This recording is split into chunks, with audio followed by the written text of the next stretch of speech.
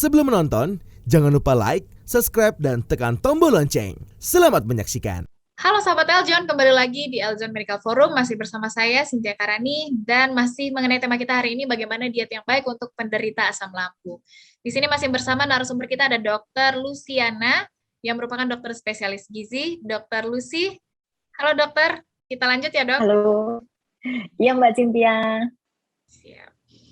Dokter, tadi kita sampai membahas makanan rendah kalori dan seimbang ya dokter ya? Iya, benar. Nah, dokter, untuk yang penderita asam lambung ini ingin menurunkan berat badannya gitu ya dokter, ya mungkin dia akhirnya melakukan pengurangan pada nasinya gitu ya dokter, kalori-kalorinya mungkin dikurangi, akhirnya merasa lapar ya dokter, dibanding itu apakah memang harus melakukan adaptasi seperti itu atau mungkin ada hal yang lain yang harus dilakukan untuk mengurangi berat badan dokter? Jadi, kalau mengikuti anjuran gizi seimbang, seharusnya sakit mahnya malah sembuh, Mbak Cynthia. Karena anjuran gizi seimbang adalah makan teratur. Tadi saya sudah sampaikan sehari 3 kali, selingan 2-3 kali. Nah, selingannya itu adalah di antara waktu makan. Makan pagi, makan lengkap. Makan siang, makan lengkap. Makan malam, makan lengkap. Makan selingan itu bisa misalnya biskuit, tapi tentu saja tidak satu bungkus ya Mbak. Ini yang terjadi kan kalau makan biskuit itu satu bungkus, tapi cuma 3-4 keping saja. Terus bisa selingannya bisa juga buah, bisa juga susu, bisa juga yogurt yang sekarang sudah selalu diinfokan bahwa yogurt itu baik untuk kesehatan. Bahkan di pertemuan ilmiah terakhir yang saya ikut bisa mencegah terjadinya Alzheimer. Nah, terus selingan bisa apa lagi? Bisa makanan, kue boleh saja, tapi tentu saja dalam jumlah yang terbatas. Gorengan boleh nggak? Boleh untuk 1 potong, tapi tentu saja yang tidak tepungnya banyak sekali ya Mbak ya. Nah, itu adalah makan selingan. Jadi untuk penderita sakit mah atau gangguan lambung, harusnya dengan mengatur makan sesuai dengan pola gizi seimbang, yaitu 3 kali makan lengkap, 2 kali makan selingan, 2-3 kali makan selingan, harusnya justru sakit mahnya malah sembuh. Nah, untuk usaha-usaha yang dikurangi itu apa? Sebenarnya usaha yang dikurangi itu kalau sudah seimbang ya enggak, ya sebenarnya sudah benar ya. Mungkin asal mulanya tuh tidak seimbang dalam komposisi karena sekali makan itu dianjurkan makanan pokok, sayur, buah, dan lauk. Nah, berapa banyak makanan pokok? Oh ya, makanan pokok itu tidak selain nasi juga boleh makanan yang lain ya, misalnya pasta, misalnya kentang, ubi, singkong, itu adalah makanan pokok.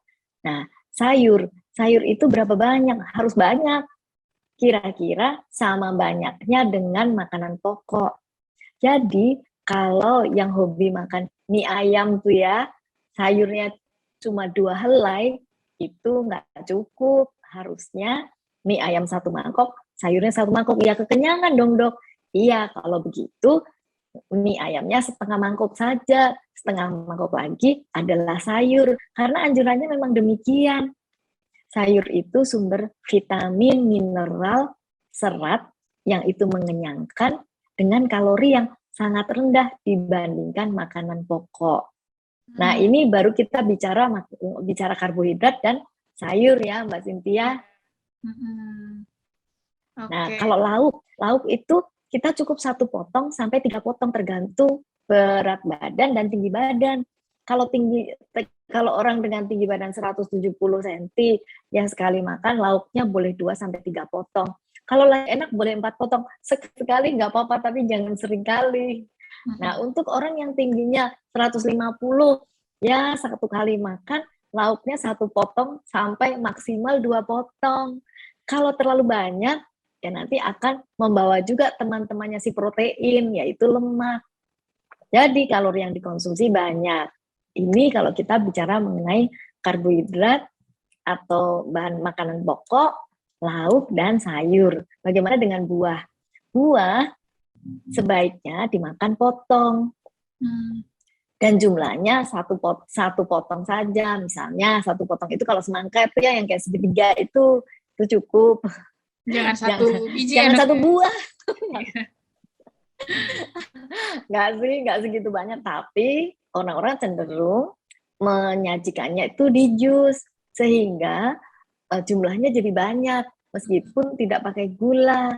Tapi kenyangnya rendah dan jumlahnya sama yang dikonsumsi. Apalagi kalau maunya segelas penuh, ya itu berarti buahnya jadi banyak banget, mungkin 4 kali lipatnya dari yang dianjurkan konsumsi. Gitu Mbak. Oke, Itu baik. anjuran diet seimbang.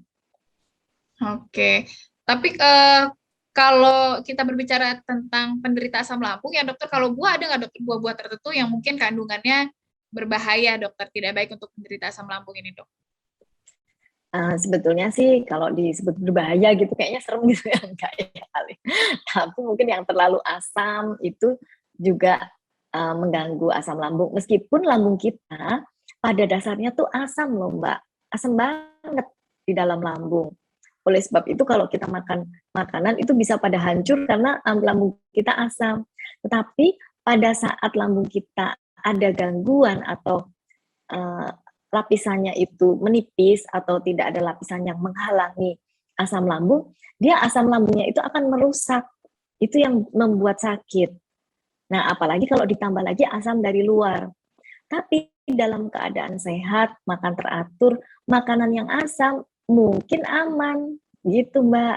Kayak orang makan misalnya yang asam-asam banget gitu ya. Kok baik-baik aja? Iya, pada waktu lambung sehat dan makan kita juga teratur, itu mungkin baik-baik saja gitu Mbak. Oke, jadi nggak boleh terlalu asam gitu ya dokter ya. Kalau durian gimana dok? Enak itu. Lagi musim lagi. Berapa banyak mengkonsumsinya? 1 buah. Yaitu jauh dari yang dianjurkan ya. Jadi jangan balik lagi ke tadi harus seimbang ya dok ya, jangan berlebihan. Harus seimbang. Oke, baik. Nah dokter mungkin terakhir nih dokter, apa dokter tipsnya diet sehat ya dok bagi para penderita asam lambung ini, apa yang ingin dokter sampaikan, silakan dok. Baik, jadi untuk orang yang ada gangguan lambung dan ingin menurunkan berat badan, jangan khawatir, yaitu makan teratur sehari 3 kali, selingan 2-3 kali sehari.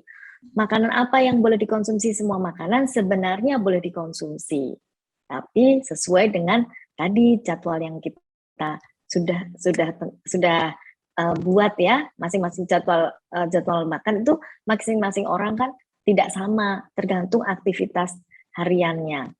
Kemudian jenis makanan itu juga idealnya jenis makanan harus dikonsumsi berganti-ganti supaya kita mendapatkan banyak variasi makanan.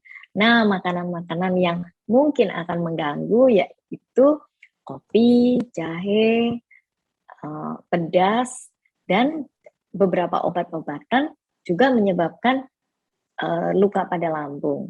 Jadi harus sesuai dengan anjuran dokter. Itu Mbak. Oke deh, baik dokter. Terima kasih banyak dokter Lucy tadi sudah sharing-sharing soal diet yang sehat, gizi yang seimbang untuk penderita asam lambung ya dokter ya. Saya ucapkan terima kasih banyak dokter Lucy. Terima kasih Mbak Cynthia. Siap. Nah itu dia sahabat Eljon, tadi saya dan juga dokter Lucy sudah berbicara ya soal bagaimana diet yang baik, kemudian yang sehat, bagaimana gizi yang seimbang juga untuk menurunkan berat badan bagi para penderita asam lambung. Nah tadi juga sudah disampaikan tips-tipsnya ya, yang penting seimbang gizinya, jangan ada yang terlalu berlebihan, jangan ada yang kekurangan juga, jadwalnya juga harus sesuai. Jadi sebenarnya boleh aja makan apapun, tapi tadi balik lagi jangan berlebihan. Balik lagi kita juga harus mengenal setiap dari kita membutuhkan kalori berapa gitu. Nah mungkin untuk lebih jelasnya bisa langsung ke dokter spesialis gizi, ke dokter Lucy juga bisa, Instagramnya ada di bawah sini, bisa langsung konsultasi untuk menurunkan berat badan ya dokter ya, dan juga kaitan lainnya dengan gizi. Semoga bermanfaat dan juga berguna untuk sahabat Eljon semua di rumah. Saya Cynthia Karani dan juga Dr. Luciana Sutantos, dokter spesialis gizi klinik. Pamit undur diri, sampai jumpa. Ade Tirek makan pepaye. Jangan lupa like ya.